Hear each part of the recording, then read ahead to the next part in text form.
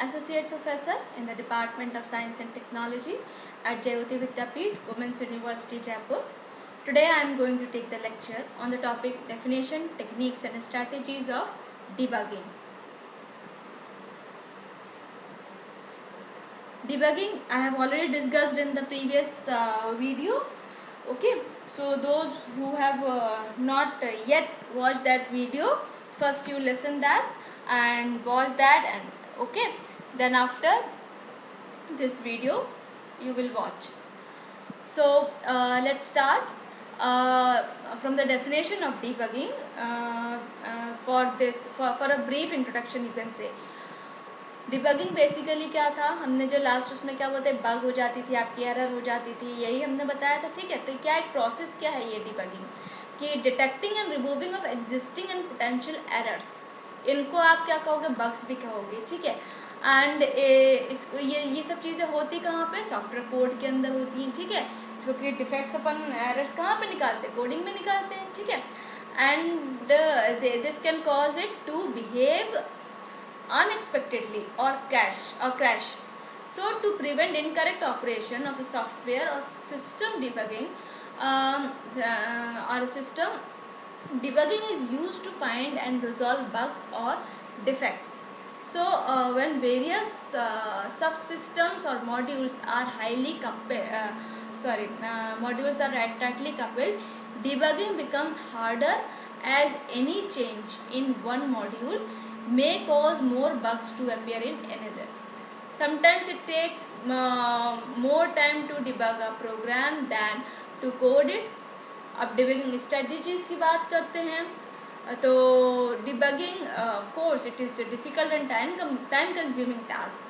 ठीक है, अब it is essential to develop a proper debugging strategy, and this strategy helps in performing the process of debugging easily and efficient.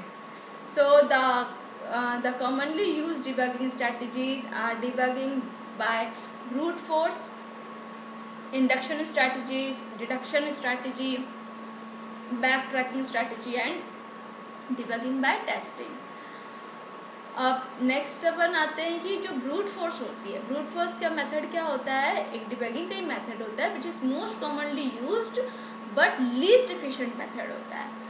और ये कहाँ पे use होता है, basically when all other available methods fail, जब सारे मेथड फेल हो जाते हैं तो वहाँ पे ब्रूट फोर्स मेथड आप अप्लाई करते हो डिबगिंग के लिए. तो डिबगिंग क्या है, it is done by taking memory dumps. So actually क्या होता है, जो प्रोग्राम लोड होता है और मतलब आउटपुट के लिए जो स्टेटमेंट होता है, जो आउटपुट आप कह सकते हो प्रोड्यूस होता है लार्ज अमाउंट में, उसमें क्या होता है, इन्फॉर्मेशन होती है और इंक्लूडिंग द इंटरमीडिएट वैल्यूज़ भी होती है. सो इन इन्फॉर्मेशन को आप एनालाइज करोगे और हेल्प करोगे कि क्या कि आइडेंटिफ जो एरर्स हैं कि किस वजह से हुई हैं, बेसिकली कॉज जानने के लिए. ठीक है, उसको आप जानने की कोशिश करोगे. सो जो ये मेमोरी है, डम जिसे कहना चाहिए, डम for finding errors, this requires analyzing huge amount of information or irrelevant data leading to waste of time and effort. So ये जो strategy है, it is a disciplined thought process जहाँ पे क्या होगा, where errors can be debugged by moving outwards from the particular to the whole. So this strategy assumes that once the symptoms of the errors are identified and the relationships between them are established, the errors can be easily detected by just looking at the symptoms at the relationships. So to perform induction strategy, a number of steps are followed which are listed below. क्या क्या हो जाएंगे, जैसे आप देखोगे locating relevant data, इसमें क्या होगा, जितनी सारी इन्फॉर्मेशन है प्रोग्राम की कलेक्ट की जाएंगी, आइडेंटिफाई करके उन फंक्शंस को आइडेंटिफाई करोगे जो कि आप मतलब करेक्टली एग्जीक्यूट हुए हैं या फिर इनकरेक्टली एग्जीक्यूट हुए हैं. दूसरा क्या हो जाएगा, ऑर्गेनाइजिंग डेटा. इसमें क्या होगा, जो कलेक्टेड डेटा है it is organised according to importance.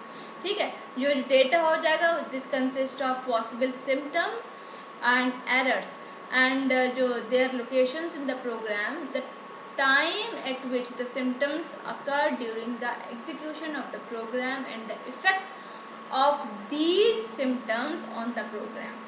So devising hypothesis, जो relationships है among the symptoms are studied and a hypothesis is devised that provides all the hints about the possible causes of errors. Fourth क्या हो गया, probing hypothesis. ये क्या final step होगी. इस side में क्या देखोगे, जो हाइपोथेसिस क्या होगी, नीड्स टू बी प्रूव्ड. तो एक बार ये हो गई तो ये क्या करोगे, इसमें कैसे होगी, comparing the data in the hypothesis with the original data to ensure that the hypothesis explains the existence of hints completely. अगर जो हाइपोथेसिस अगर अनेबल होती है, मीन्स आप उसको सही से उसकी जो हिंट्स का एग्जिस्टेंस वो नहीं कर पाते एक्सप्लेन, तो इट इज़ आइदर इनकम्प्लीट और contains multiple errors in it. तो उसमें इनकम्प्लीट और बहुत सारे मल्टीपल एरर्स उसके अंदर आ जाती हैं. अब डिडक्शन स्ट्रैटेजीज, इसमें क्या होगा, इस स्ट्रैटेजी में देखोगे कि फर्स्ट स्टेप क्या करोगे, identify all possible causes and then using the data each cause is analysed and eliminating if it is found invalid. तो क्या करोगे, नोट दैट कि as an induction strategy, deduction strategy is also based on some assumptions. To use this strategy following steps are followed. वो steps क्या होंगी, पहले step होगी आपकी आइडेंटिफाई द पॉसिबल कॉजेज और हाइपोथेसिस.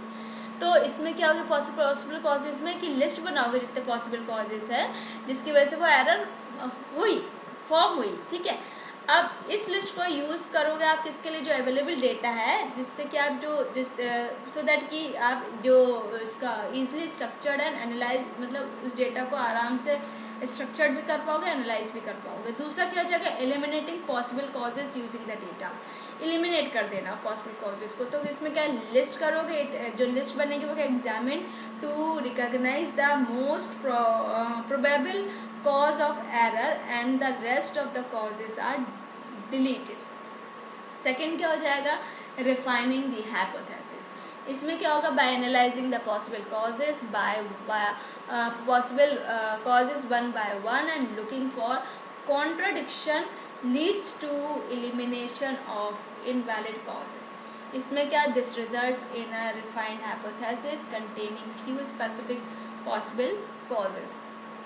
अब इसमें क्या, प्रूविंग द हाइपोथेसिस में this step is similar to the fourth step in induction method. ठीक, तो बैक ट्रैकिंग स्ट्रेटजी में आप देखो क्या होगा कि this method is effectively used for locating errors in small programmes.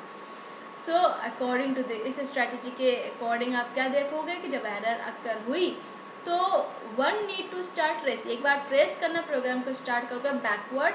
तो one step at a time evaluating the value of all the variables until the cause of error is found. एक एक करके देखोगे जब तक वो आपको एरर फाउंड नहीं हो जाएगी. ठीक है, तो ये स्ट्रेटेजी बहुत यूज़फुल होती है. बट जो बहुत बड़े प्रोग्राम होते हैं उसके लिए आपको बहुत thousands of lines of codes है मान लो जिसमें, तो एक एक करके आपको ट्रेस करना बहुत ही मतलब मुश्किल हो जाता है थोड़ा सा.